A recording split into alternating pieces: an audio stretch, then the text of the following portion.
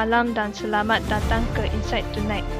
Hari ini kita akan mengupas salah satu isu paling hangat pada zaman ini. Keseimbangan antara kebebasan bersuara dan penularan ucapan kebencian. Di manakah batas antara keduanya?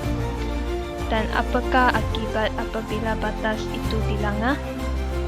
Kini kita beralih kepada wartawan lapangan kami, Lim Yik Mun, yang berada secara langsung di lokasi insiden yang telah mencetuskan perdebatan besar dalam komuniti. Terima kasih Michelle. Saya kini berada di UCSI University, di mana satu hantaran dalam talian oleh seorang pelajar telah mencetuskan gelombang komen kebencian yang membingungkan, membuat ramai mula mempertikaikan makna sebenar kebebasan bersuara. Minggu lalu, Mason, seorang pelajar arkitektur, telah berkongsi sebuah artikel pendapat mengenai kepelbagaian di kampus di media sosial. Apa yang berlaku selepas itu ialah gelombang kecaman dan serangan peribadi. Kami sempat menemui Mason awal hari ini. Saya hanya mau berkongsi perspektif saya tentang mencipta persekitaran yang lebih inklusif. Tapi kemudian komen-komen mula datang. Ia bukan sekadar tidak bersetuju. Ia serangan peribadi, ugutan ucapan kebencian terhadap identiti saya. Saya rasa seolah-olah suara saya didiamkan. Saya diugut. Sekarang saya takut untuk berkongsi apa-apa secara dalam talian. Inikah maksud kebebasan bersuara? Kebebasan untuk menyakiti orang lain?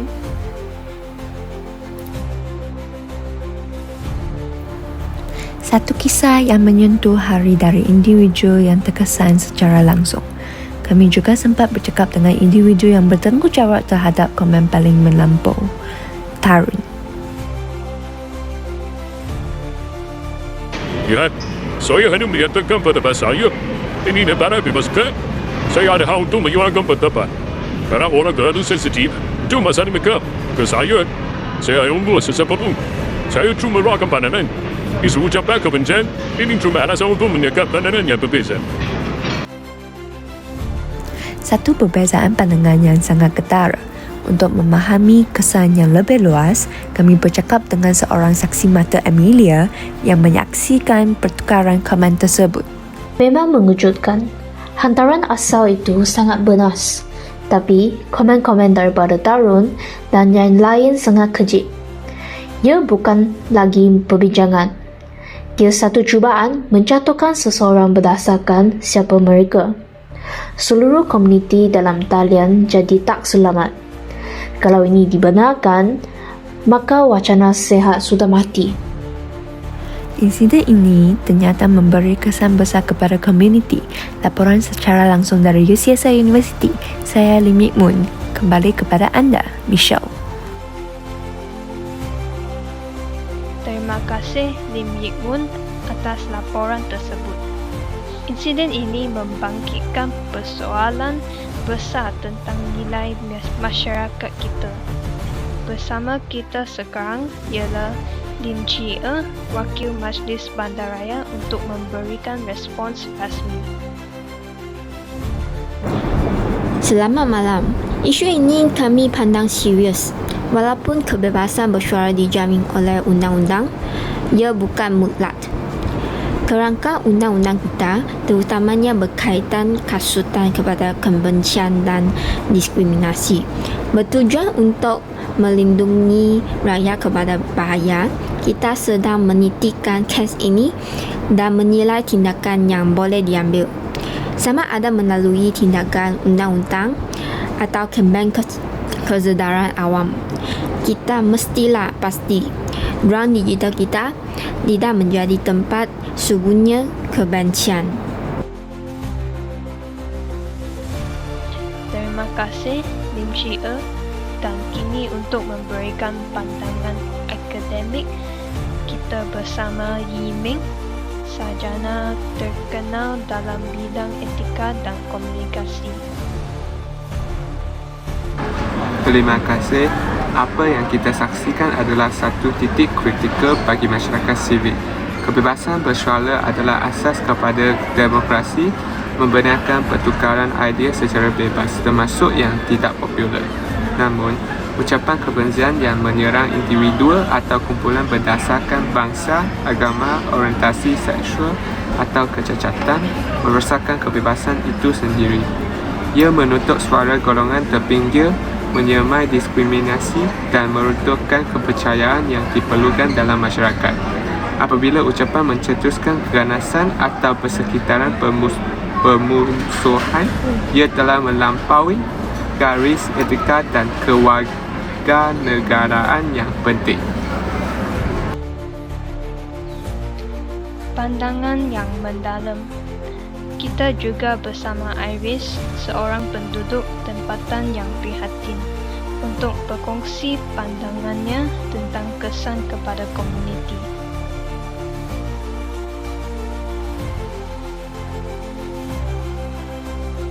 Sebagai penduduk tempatan, saya sangat risau.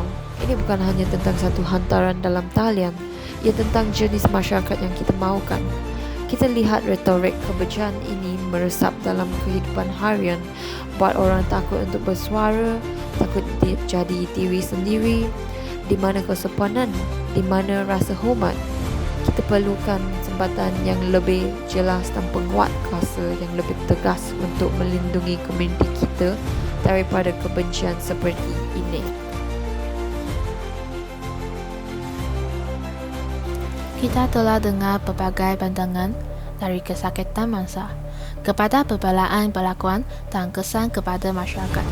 Imeng, pada pendapat anda, bagaimana kita boleh mendidik masyarakat untuk membedakan antara ucapan syah, walaupun kekontroversial dan ucapan yang jelas? Ia bermula dengan literasi media yang kritikal, memahami niat dan kesan. Adakah ucapan itu bertujuan untuk memberi maklumat, memujuk atau mencetuskan perbincangan, atau tujuannya untuk menghina, menakutkan atau menghasut kebencian terhadap kumpulan tertentu?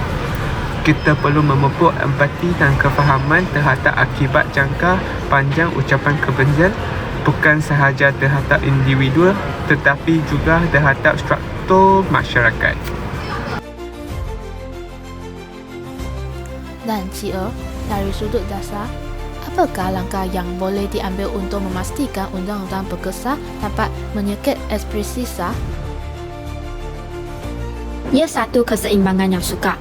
Fokus kami adalah pada undang-undang yang jelas dan boleh dikuatkuasakan terhadap hasutan kepada keganasan dan diskriminasi. Kami juga perlu bekerjasama dengan platform media sosial untuk memastikan mereka memikul tanggungjawab dalam menyederhanakan kandungan berbahaya. Di samping itu, kempen pendidikan awam sangat penting untuk membina budaya hormat dan tingkah laku dalam talian yang bertanggungjawab. Ini tentang membina masyarakat yang lebih inklusif dan tahan.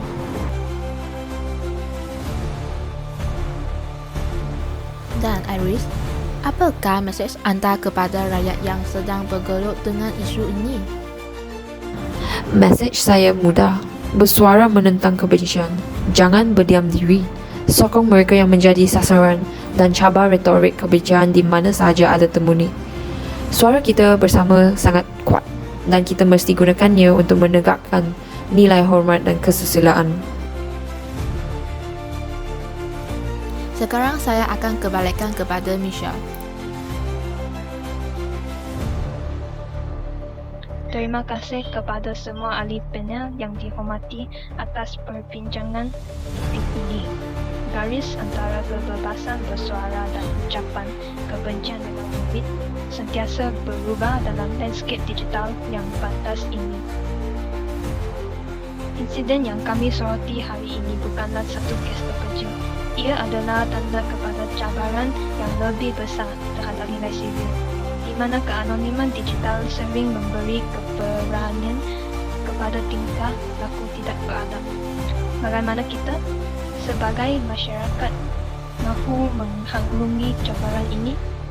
bagaimana kita melindungi hak untuk bersuara sambil menjaga individu dan komuniti daripada kesan kebencian. Tanggungjawab akhirnya terletak pada kita semua untuk menilai, mencabar dan mempertahankan prinsip hormat serta empati dalam setiap interaksi, dalam talian maupun luar talian. Hanya dengan itu kita dapat melindungi hakikat wacana awam yang sihat dan memastikan kebebasan bersuara menyatukan, bukan memecah belakan.